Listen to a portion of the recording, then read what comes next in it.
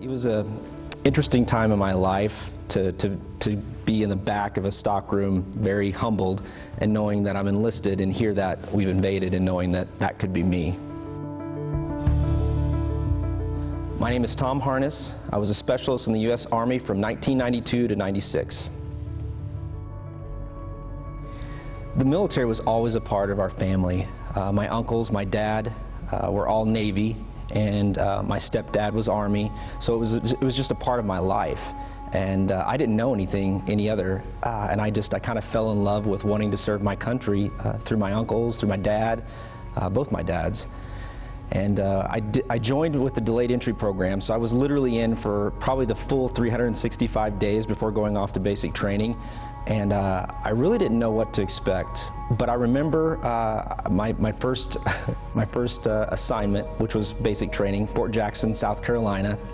I got on the plane, got off, got on that bus, and as soon as I got off that bus, I don't want to say that I questioned my decision, but I will tell you that I definitely didn't quite know what I got into. But I realized one thing, that I was in the same boat with a lot of other people that were probably scared and nervous and didn't know what to expect either. I served rotations, nothing dangerous other than, like I said, the time that I was in the 5-ton accident. We were on a convoy from Camp Carroll, South Korea, up to Seoul.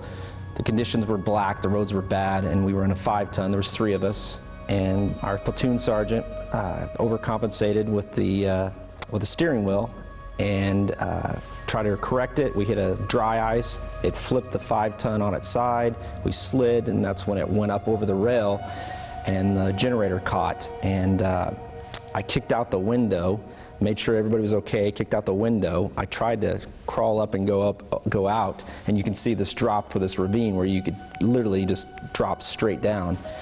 I got to the top and I kind of touched my face a little bit, and I realized that I was bloody, and for a moment I'm like, oh my gosh, I hope there's nothing wrong with my face. We cleaned up. They sent us to a Korean hospital, each one of us to a different hospital. And all it was I had just a little cut on the inside of my lip. My tooth was chipped.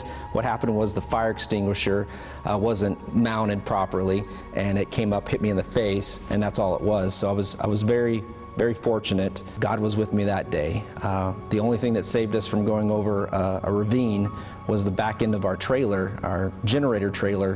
When it jumped over the rail, it caught it, and literally when I'm looking out, there's nothing but a drop down. So, you know, it's amazing how we don't necessarily turn our backs on God, but sometimes He's still there, always with us, planting those seeds, letting us know, and thank goodness He never gave up on me. I think for my generation, serving in from 92 and 96, when you get out, your idea of a veteran is World War II, Vietnam, ones that really sacrificed more than anybody to give us the freedoms that we have today. And I think, I don't want to say that it's not embarrassing, but you don't feel like you've earned the right to embrace being a veteran or call yourself a veteran because of that. And it was hard for me to accept that. And I really encourage people, any veteran of any age, of any branch, to speak up, be a role model, be a leader in the community.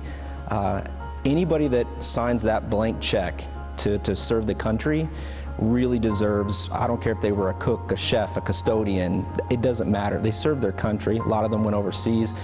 And I think that it takes everybody to make that happen. And I'm proud to step up, and I'm proud to stand up now at events when they say veterans.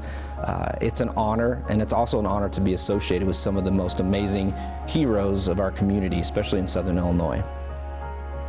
There is no greater service in my mind other than serving God, to serve your country. It's such an honor, because once you go overseas and you see some other countries, whether it's Saudi Arabia, South Korea, I've had the opportunity to go to Ukraine and other places, you realize how amazing of an opportunity we have here. And it's not free.